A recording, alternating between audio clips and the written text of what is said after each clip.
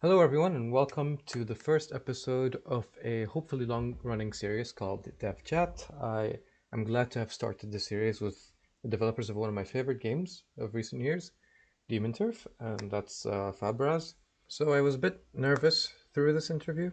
It's my first time doing anything like this, so thanks to Ben and Fabian for making it as easy as possible. Let me know if you have any suggestions or any feedback or anything.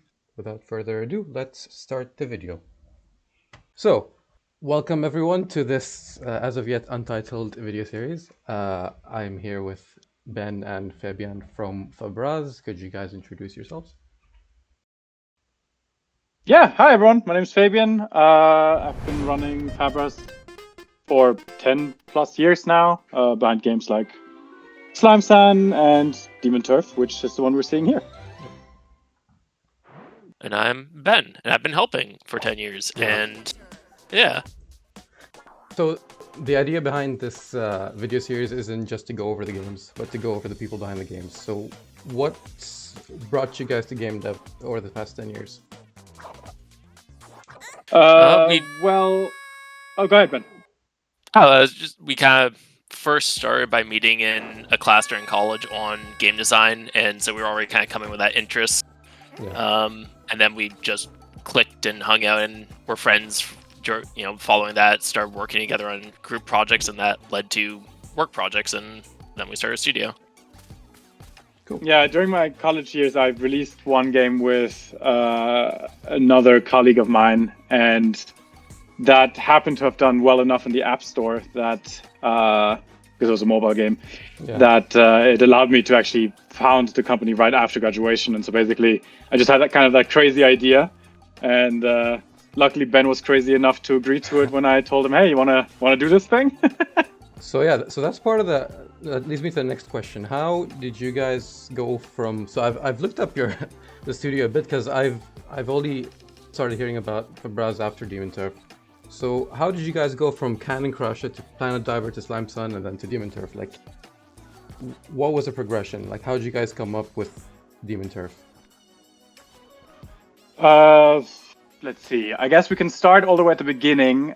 So the Cannon Crusher was a mobile game that I first concepted when I had no idea about programming whatsoever, or game development really. And what I actually did is I submitted basically a little concept image on Reddit and was like, "Hey, I have this idea for a game. Would this be cool?" And it's performed really well. Back then, I think Reddit was a lot less harsh on what they call self-promotion. Yeah. And through that, then I met somebody called Marcus Joost, who was like, "Hey, your art is cool. I like this idea. Should we, make this game together for the App Store?"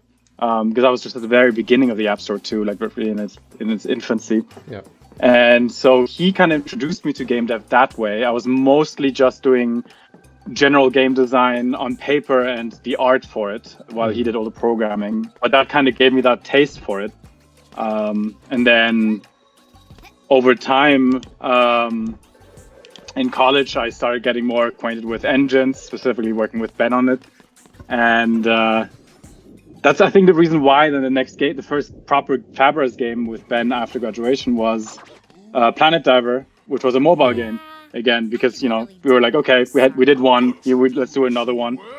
But we realized kind of halfway through that we're not actually necessarily super into most mobile games.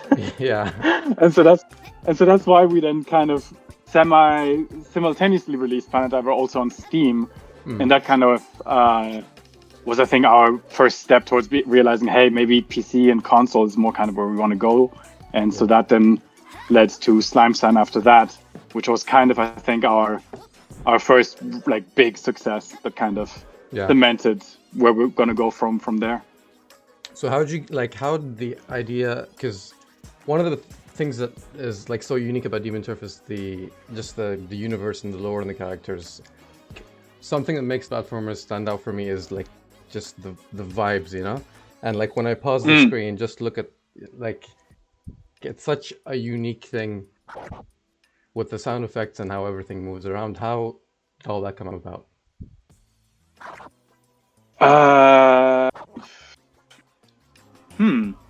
I think that's just our vibe. It's just the vibe we dig. So what were some Yeah. inspirations, like both in terms of games and outside? Oops. I mean, in part, some Splatoon of that sense of attitude and punkiness, and like I think that like coming through in some of the music, and everyone on the team was, except for me for the most part, was playing it to a pretty heavy degree and loving the vibe of that.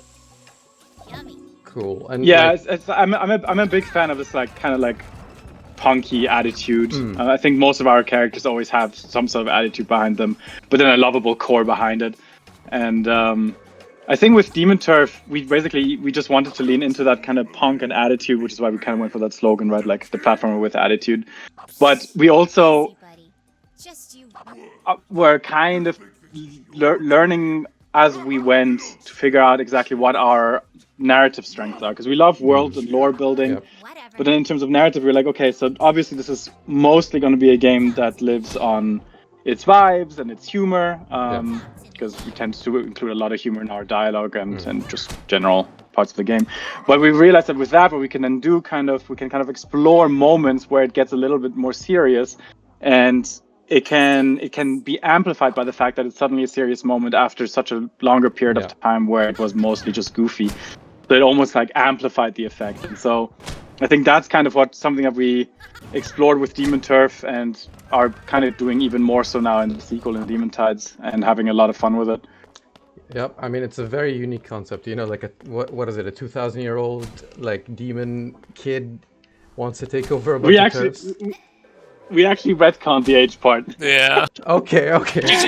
She's actually just really bad at math. Yeah, actually, I thought about that. Like when I saw the Demon Tides footage, I'm like, wait a minute, how did she grow this much when she's 2,000 years old? You know? That's exactly. We were like, okay, so we want to do a 2-year time skip and kind of like have her grow up a little bit. But we're like, 2 years in the context of 1,500 would be absolutely nothing. Yeah. And so we're like, you know what? Maybe let's just quietly kind of retcon that. Yep. So she's 15 here and 17 in Tides. Okay. So how'd you guys go from, like, why'd you guys switch from 2D to 3D? Because I know all your, like, the previous games were 2D. Why 3D? So there's a couple of reasons. I mean, the first one was Demon Turf was kind of our first exploration into 3D as a game in general, right?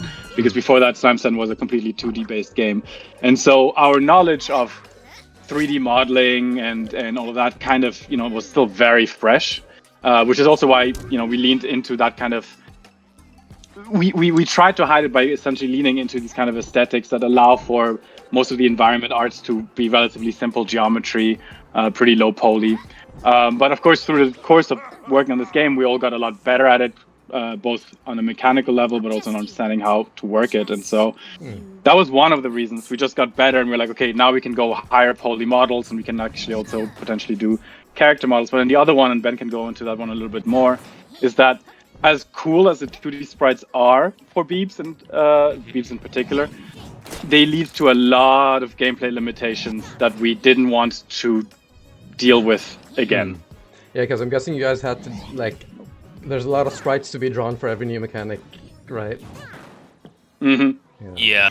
I mean, so more or less there's 8 faces for every single action you're going to be doing. So this started as like us thinking this is using our previous strengths and familiarity with 2D and make it easier to transition to 3D.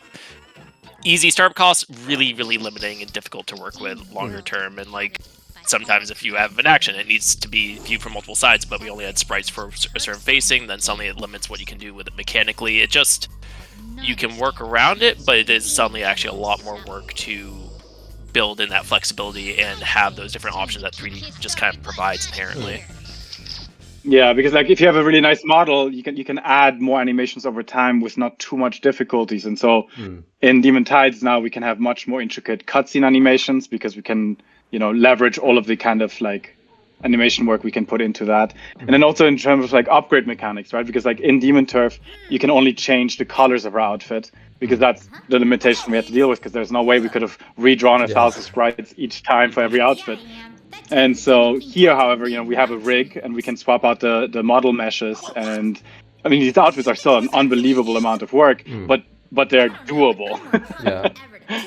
Yeah, there's all kinds of sort of additional layering things you can do with 3D that just builds out the experience and like adds so much more personality depth to what you can do with that model of like things to tack on, environmental effects to react to, like wind and particle effects.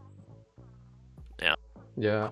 So I think you guys made a good choice. Like honestly, at least like having your first 3D game be partially 2D, because I think it's like one of the game's, I don't know, identifying features is like when I see this, I just know it's Demon Turf, and it's like uniquely Demon Turf. I know there's a few other games that do have it, 2D sprites in 3D world, but like this, like the art here is done so fantastically. So great job, guys. Thank you. Yeah, I have to say it's also really humbling how many devs have like started making games with 2D sprites and 3D worlds saying it's based on Demon Turf. Every time I see that, I'm just like a little bit proud to have even just influenced one dev to kind of explore that option. I think is cool. That must be an interesting feeling, because you guys, I'm guessing, were inspired by a bunch of different 3D platformers, and now you're the guys inspiring, other 3D platformers. Right. Yeah. No, it's been a journey. Yeah. So we talked a bit about the art. Why did you guys go for this style of platformer? I'm guessing it's because you guys liked this style of platformer the most, but like why not, something like a collectathon or like a more linear thing? Like what drew you to this sort of structure? Yeah, probably it's coming from the mechanics or the moveset, because that's where I was kind of started from. Like, we love these combinatorial, really deep movesets. You can do different things with them, be expressive with that, and so building levels that tap into that or let you leverage that is kind of comes with it. I would even say we probably discovered our love for that while working on Slime Sand, right? Where we just kind of added and found more like meta moves inside the Slime Sand moveset, and we're like, oh dang, this is sweet. How would that look in 3D? Because in many ways, Demon Turf was like taking a lot of the spirit from Slime Sand and translating into a 3D platformer. Because we felt like we did what we wanted to do with Slime Sand, and so then exploring that in the 3D space was kind of like the ambition with Demon Turf. And one of the reasons actually why we're doing such an ambitious sequel to Demon Turf is because unlike Slime Sand, we feel like we didn't reach the apex of what we wanted to explore in that genre with Turf. And I feel a lot more comfortable in saying that Tides is now much closer to like the ultimate like step we wanted to reach with this expressive platformer concept. Sorry, just mesmerized by all of this.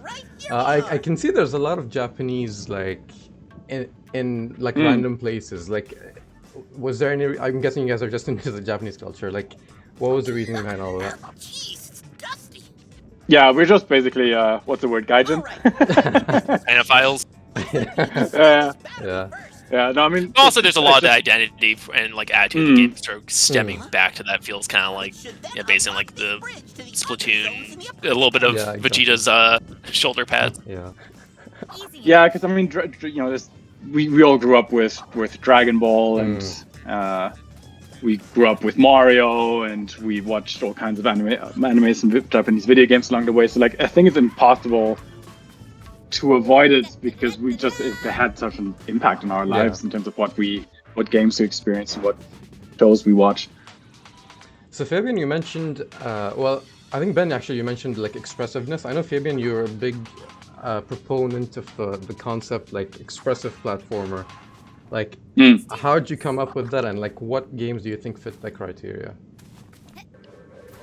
So I think I realized it's a thing when I played Mario Odyssey. Actually, that was I think the moment for me where I realized, there's something that this game is doing that makes it stand out for me, and it's the fact that it has just so many ways to combine moves, right? So like for me, there's so many ways to define what an expressive platformer is, because it's essentially just a subgenre, right?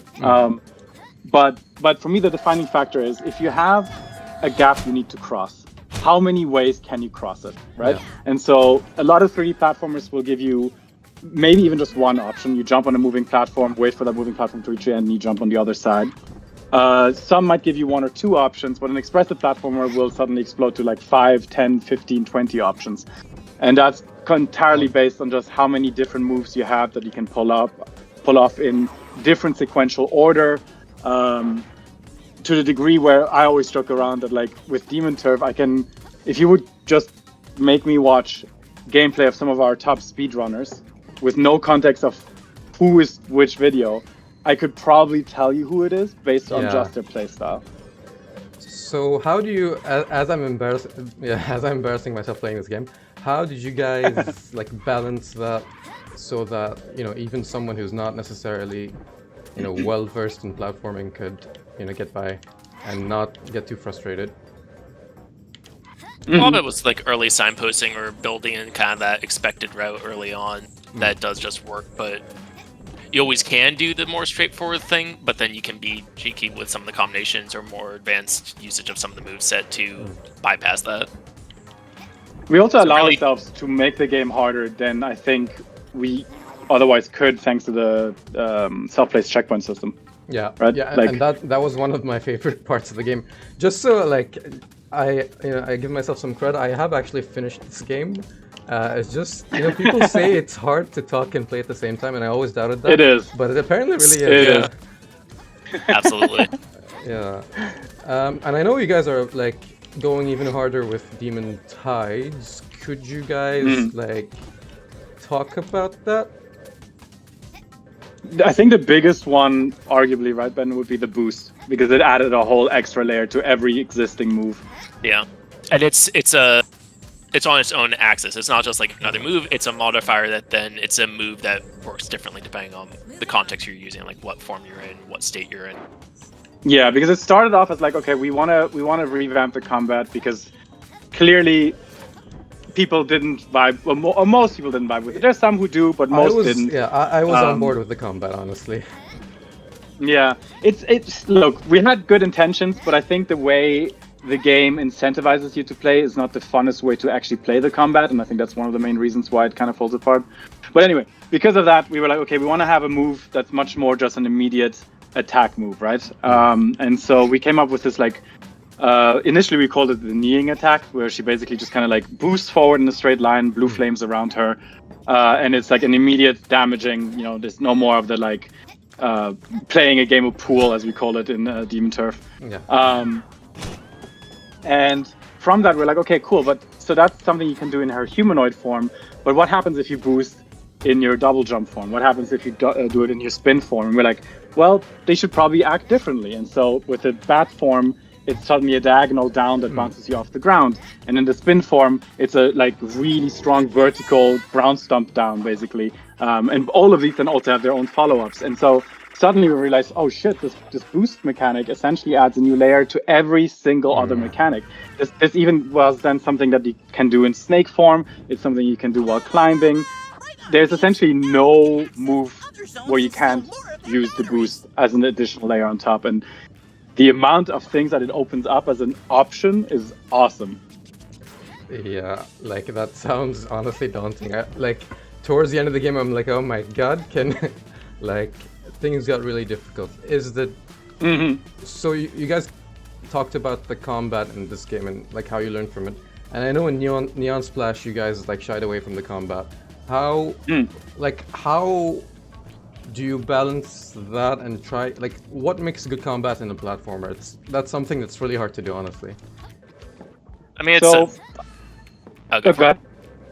I was just gonna say, like, it depends a lot on different games have had different strengths for it, and it very much just depends on what the style of the platform is and the level design and how it all integrates in. For us, I think we land on kind of a balance of it's there as little moments of a flourish or obstacle during the platform, but shouldn't be the main focus, dragging you down the pacing and making you stop. So like a big part of the knee design, for instance, like it's not just a combat move, it's a platforming move. And so even during combat, you need to be mobile and moving and tying in with the rest of the plot, like the gameplay style. Exactly. We basically don't separate it anymore. There isn't like, here's a platforming segment, here's a combat segment. It's more like these flow together now. And I think for us, that was the way to go. But like Ben said, you know, if you're doing a Ratchet and Clank like game, then obviously that's a totally different conversation. Yeah, I guess like in a style of how it's used, the close associate might be like 3D Sonic. Of that's often they're even used as platforming elements. And it's like the 3D Sonics where I've been kind of annoyed with the combats when it's like, okay, I'm just homing attacking 3 times, but when it's just like you're in the flow of moving around and just throwing in an attack and navigating, then the camera. Yep.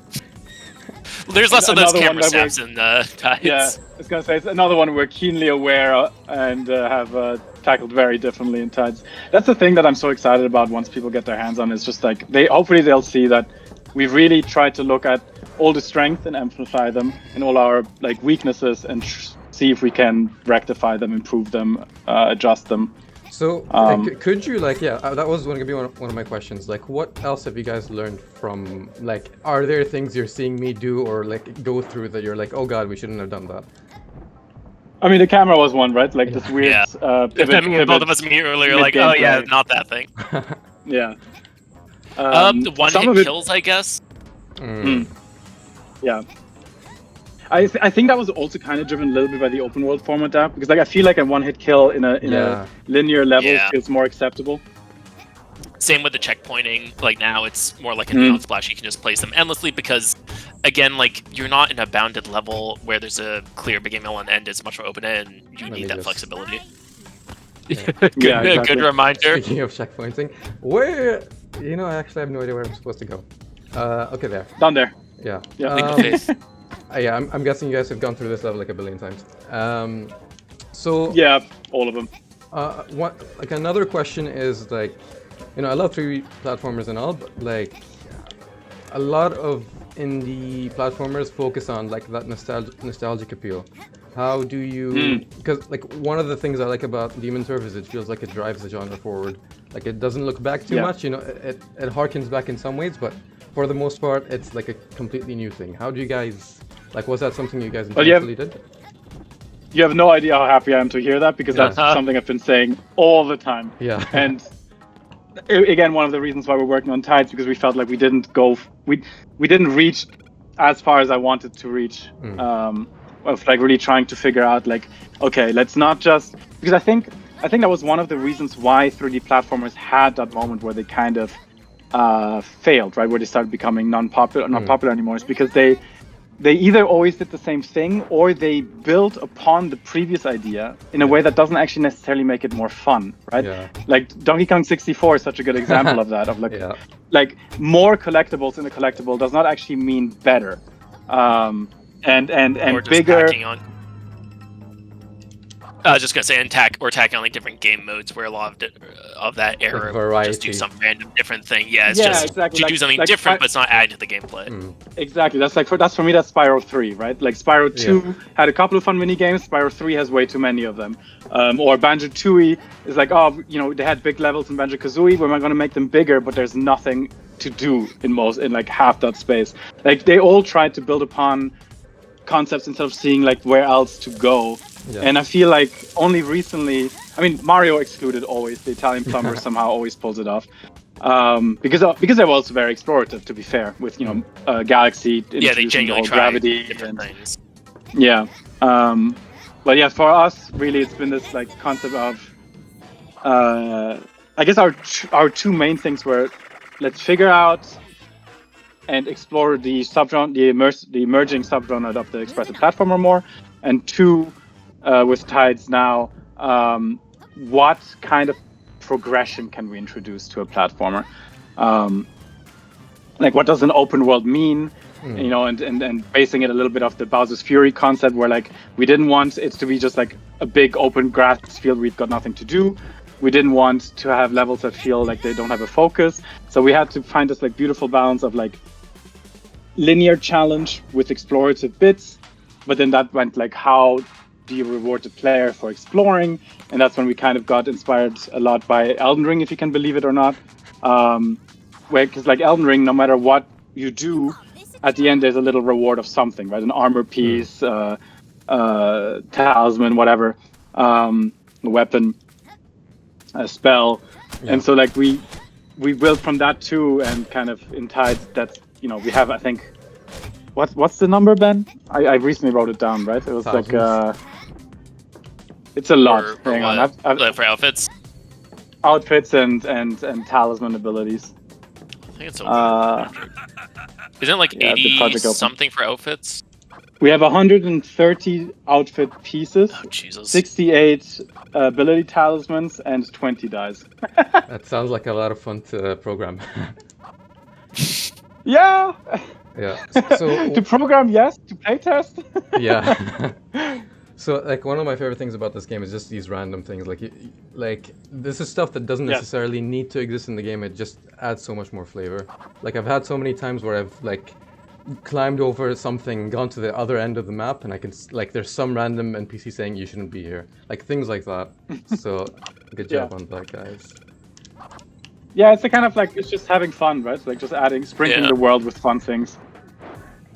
Yeah, like That's a balance act because like it could quickly, and sometimes you can get way too lost in the sauce on that of like just scope creeping. But when you have a little flourish or a thought of like this could be a fun little moment or recognizing some player's choice to actually do this thing, then like reward that. Noted. This is coming from someone who just worked on the game for 3 years. Yeah. So you guys talked about variety, like that third, like the third game in a trilogy of platformers always had that has too many minigames. Something that Demon Turf does that I like is it includes a bunch of minigames, but it does it with the platforming mechanics, like the golf football thing. You mean soccer golf? Yeah, that one. Demon Soccer Golf. And the arena challenges. So is that something you're going to be continuing with the Demon Tide as well? Yes, but very different. So because your main like there are moments there are villages with NPCs and stuff, but you don't have like a central local hub anymore because you're traveling across this vast ocean. So your main hub that you always return to is actually like your own little boat, where you also have Lucy, Mitki, and the rest of the crew there. Okay, I've been mispronouncing that name. I thought it was actually, I think it is officially Midgie. It's a whole thing. Okay, sure. The voice actors made a decision and we weren't clear, and then the community just took it and ran with it. Sure. But yeah, basically that means that we don't have a main hub where we just can add a ton of side challenges like this. But instead, we did that by sprinkling them throughout the actual locations you can visit. So if you know in Demon Turf you have these ring challenges. It's basically that, but then like a bunch more of different concepts of what challenges we can introduce. That, like you say, introduce some fresh new challenge and a fresh new take on something, while still keeping the focus on the best, like the strength of the game, which is the platforming. We're holding off on the third game for our skateboarding segments. Honestly, like I actually did enjoy that part in Spyro 3. You know, like sometimes you need. Yeah, it's a good one. Yeah, it's the tude that you want, like that endearing tude. The strange thing is, there's like so many games did it. Feels right. Sorry. Yes. It was also just like I had just been replaying Jack 2 recently, and like it also kind of has its own version of that. I was just realized like, man, a lot of games had this. Skateboarding, yeah. We're really just skateboarding. The 2000s were an interesting time for platformers. And one of the things I liked about the 2000s for platformers is you got a lot of these like mixes. Like you just mentioned Jack 2, and it is a platform, but it's also a shooter. Yes. You've got Sly Cooper with stealth and like things like that. And one of the reasons I like Demon Turf so much is it feels like I mentioned earlier, with like it feeling like something new. Let me just figure out where I'm going. Here, like it felt like a PS2 game, not in the way not in that it's trying to be a PS2 game, but it feels like a proper full-on game. You know, like it has so many. Like I spent way too much time with this game, honestly. But yeah, I'm gonna stop fanboying. Glad to hear it, or I'm sorry. Yeah. I guess our mix is a platformer. I think it was the other door. Maybe you have to go out. Oh, sure. Yeah, I think it's the other door. Yeah, I've got my own personal developer hotline here. So what do you guys think makes a good platformer? Is it the jumping mechanics? Is it the vibes? Is it the story? Like, what exactly do you look for in a platformer? It probably depends what kind of platformer. Like, that's so great. It's a huge question. I mean, I think at the core, the movement just has to feel good. I think that's like the core thing for a platformer. The rest depends on what subgenre you're going for and what you want to accomplish. You need to actually enjoy platforming. Yeah. And what that means is going to vary depending on the genre or subgenre. Mm-hmm. So on that topic, what are your guys' three favorite platformers? And that doesn't have to necessarily be a strict platformer. It can be something like a short hike or something. So the nostalgic emotional in me is gonna list Mario Sunshine, despite knowing that there's plenty of faults. But I think very few games can surpass the vibes. Just like the concept of like this large island, and you're going to all the locations on that island. You can see them in the distance. I adored that. And I'm guessing that's an inspiration for Demon Tide as well. Yeah, I think probably more in the like Wind Waker range if you want to go for GameCube era. But some vibes, of course, because just the tropical first area is 100% that. But I think on a mechanical level, Mario Odyssey I think is absolutely brilliant, and like I said, was such a fundamental inspiration for me. I adore Neon White. I think Neon White was super fun and probably the best like first-person take on a platformer.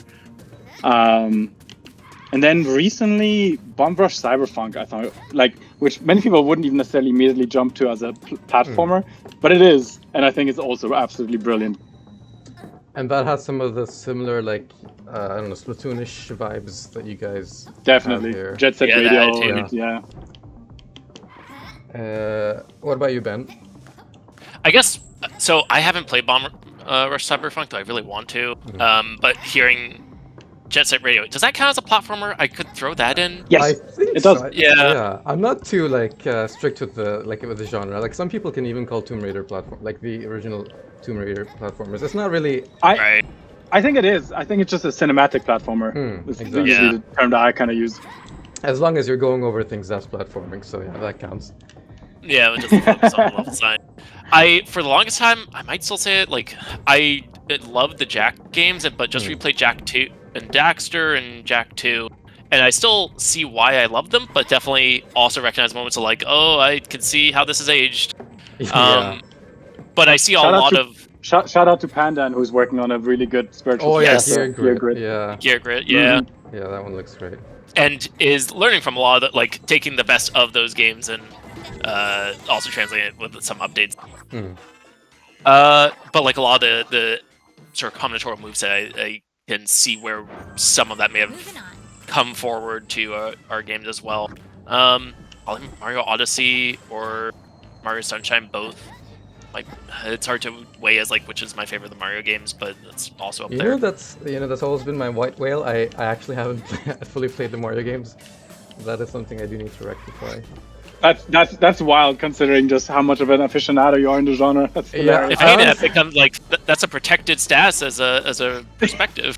Yeah. I actually the only person left on Earth who hasn't played a Mario. I mean, no, I got the 3D All Stars one. Not the what is it? Is it the limited run trilogy one?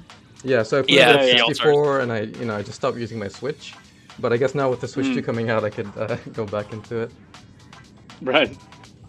So that's games in the past. What are you guys' upcoming, most anticipated games? It doesn't have to necessarily be platformers, but they're not gonna be. You jump in Monster Hunter Wilds, so that counts. I was just gonna say, you'll be surprised how many of the games we'll be listing for that are not platformers. Yeah. I just wrapped up playing Metaphor and loved that, and that was excellent. Definitely looking forward to Wild.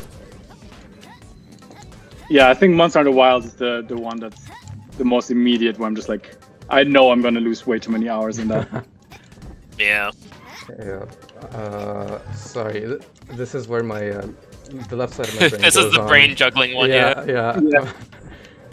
Split focus. Yeah, a bit harder than I thought it'd be. So why did you guys go for? I guess you guys did the same with Slime Song. How you guys went for DLCs where you basically improved on the lessons you learned basically from the original game.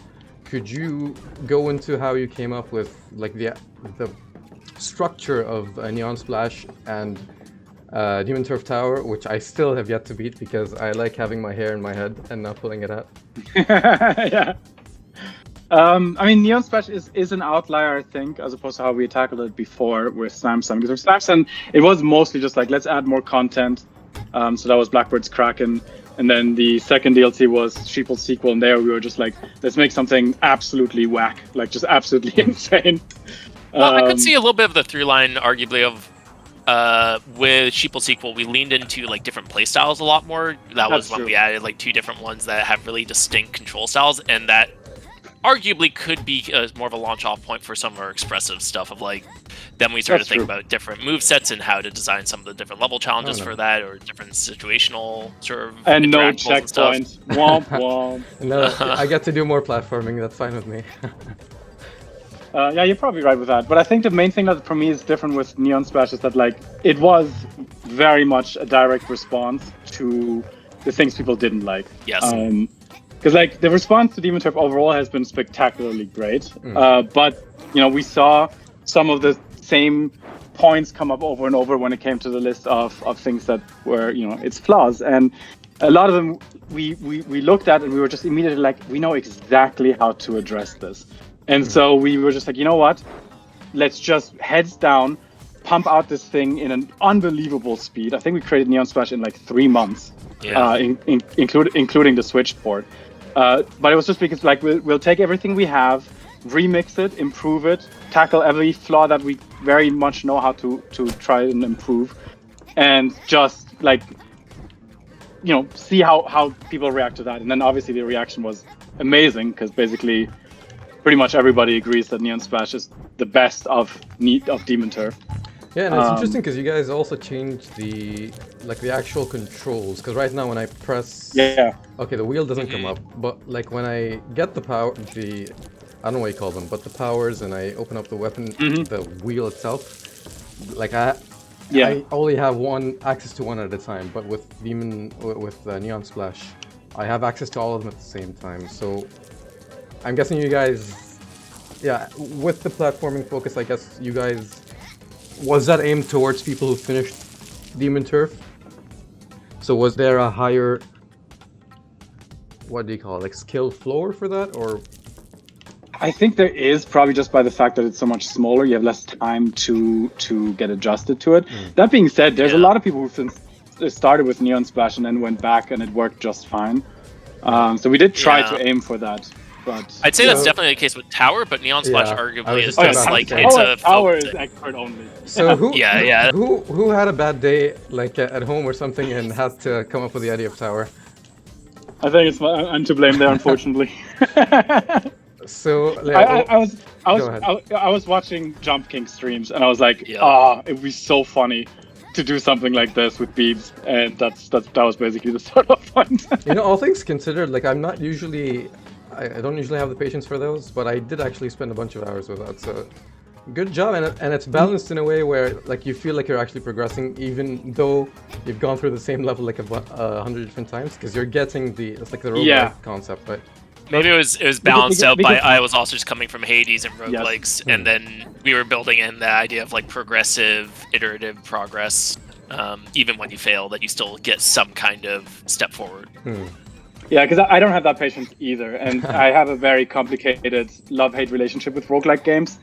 And so we were also like immediately like, the thing we're gonna do different here is that once you reach certain floors, you get upgrades that will fundamentally make it easier for you to go back to where you last were. The only problem with that is it like when you lose your patience and you abuse with upgrades, you just fall even like you're in more dangerous positions. The hubris is real. Yes. Yep.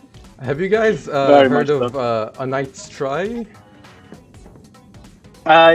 Yes, I have. Yeah, so that one like was another one tested my patience, and just Demon Turf Tower reminded me a bit of that.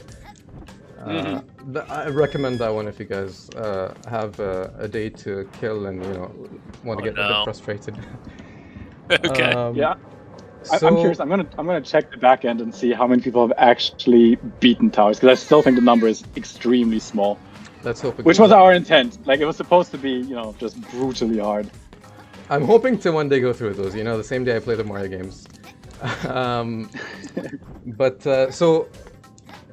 So far, like I mentioned at the beginning of this video, you guys worked on Cannon Crusher and a bunch of games that aren't necessarily related. What's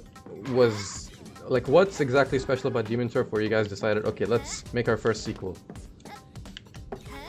think it's just because we felt like there was still so much left to explore there, and that's even felt in the DLCs we were doing. That like we were consistently like pushing the moveset, trying new things, trying different ways of building out the level to engage with that stuff.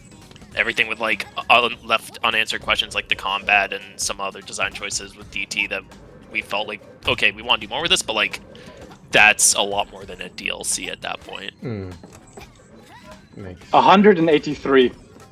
I don't know. We have hundreds and hundreds of thousands of players. 183 have beaten Tower. Oh wow, wow. Can you see like when the last I'm trying to phrase this in my head. When was the last time someone actually finished Demon Turf Tower? I'm not sure I have that data, unfortunately. Okay. Hard to parse. Have you guys finished Demon Turf Tower? Of course, we had to playtest it after all. Yeah, I do not envy that. Yeah, it's easier than it sounds. I can spawn the windscreen wherever I wanted. Oh, true. Oh, okay, yeah. So I am, as we're winding down, what is your guys' favorite part of this game? Both, like, in terms of the game itself and playing it and developing it. For Turf or... For Demon Turf. Yeah. Sorry, and I just realized I've been doing this part for like 10 minutes. It's a good question. Honestly, I'm just proud that it exists, because it's like, with every game, I'm just kind of.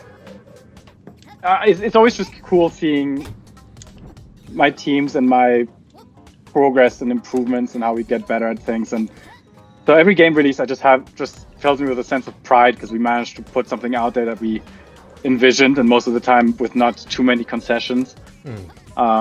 So I think just the act of it existing is the thing I'm the most proud of.